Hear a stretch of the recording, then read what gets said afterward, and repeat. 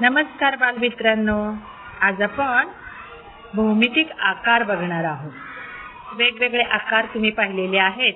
मग त्यातील भौमितिक आकारांची ओळख आज आपण करून घेणार आहोत.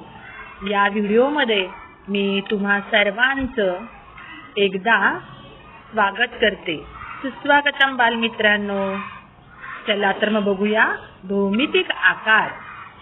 यातील पहिला आकार जो आहे तो आकार आहे वर्तुळ. वर्तुळ सगळ्यांना माहिती आहे. वर्तुळाला एकही कोन, बाजू, शिरोबिंदू नसतात. हा आकार तुम्ही पाहिलाय का रे? बरोबर, हा आकार आहे चौरस. चौरसाला 4 शिरोबिंदू, 4 कोन व 4 बाजू असतात. हा आकार तुम्ही पाहिलाय का रे? बरोबर, या आकाराचं नाव आहे आयत. आयताला 4 बाजू, 4 कोन, 4 शिरोबिंदू असतात.